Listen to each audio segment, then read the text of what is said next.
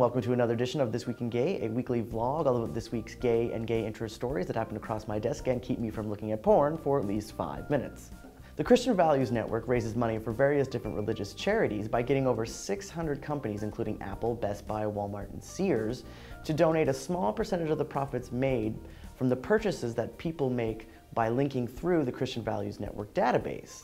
Now, among the 17,000 charities that the Christian Values Network donate to are 5 that many consider to be anti-gay hate groups, including Focus on the Family and the Family Research Council.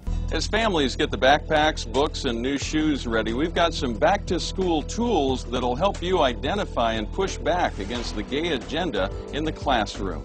And it's also important, I think, teachers send a lot of things home in the backpack, and as some parents go through them, some do not. But it's important to read what's in there and kind of look for language that might be suggestive. Often bullying is one of the ways that it's disguised. It talks about a safe schools week or, or a bullying seminar. Well, we've seen teachers giving books to children in the name of diversity lessons, and let me just mention that the gay activists have become very adept at using fun, engaging images and cute little pictures of furry animals to capture children's imagination and familiarize them with the whole idea of same-sex parenting and gay marriage. Good news is that some of the businesses involved, including Microsoft, have ended their relationship with the Christian Values Network over their association with the anti-gay hate groups. And now gay activists are attempting to pressure the Christian Values Network to drop the homophobic organizations rather than to pressure each one of the companies individually for their association with the network.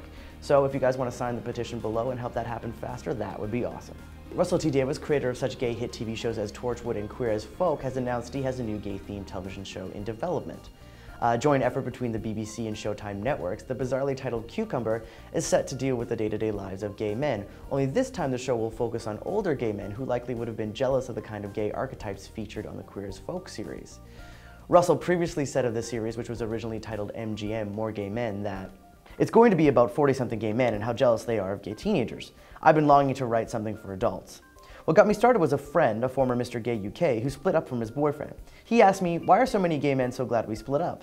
That remark has stayed with me for 6 years. I think there's a self-punishing streak in all that gladness, and I want to explore it.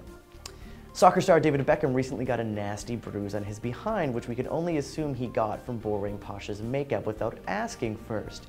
Here he is at a recent soccer match checking out his assets, and I'm sure you can all join me in wishing Beckham's ass a speedy recovery. Openly gay US singer Ari Gold recently told The Village Voice's Michael Musto that while he was traveling on a short-line bus, the driver told him he had to move to the back of the bus for holding hands with his boyfriend because it was making him feel uncomfortable. When Gold stood up for himself, the bus driver actually pulled the bus over and called a state trooper. Now, of course, when the state trooper arrived, he found nothing wrong with what Gold was doing with his boyfriend. Gold wrote on his Facebook page after, "Haven't reached anyone from Shortline yet. I'll call Glabdaliga to see if there's any action to take or at least make sure Shortline gives better employee training. I stood up to the driver despite my racing heart. I can only imagine what that might have done to someone who couldn't." Shortline was quick to denounce the driver and offer an apology, but it's scary to think that there are people out there who think they can get away with this kind of aggressively homophobic crap in the year 2011. With all the Harry Potter insanity this week, have you ever found yourself wondering what it would feel like to get fucked by a well-hung dragon, werewolf, or griffin? If the answer is yes, then online adult toy manufacturer Bad Dragon has got you covered. They offer a wide variety of sex toys in shapes and sizes as fantastical as the creatures they claim to be modeled on. Throw in their steamy character bios and pinups, and you've got something that makes your friend's Twilight vampire fetish about as vanilla as a handjob. James Franco, everybody's favorite not gay actor, stars in another project where, get this, he plays gay. The Broken Tower tells the story of Hart Crane, a troubled alcoholic suicidal avant-garde poet, played by Franco, and it features a scene where Franco fillets a prosthetic penis, which I know, like me, you can't wait to see. Now, with another gay project becomes more juicy quotes from Franco about his thoughts on gay sexuality. He recently told Playboy that, between World War I and World War II, straight guys could have sex with other guys and still be perceived as straight as long as they acted masculine.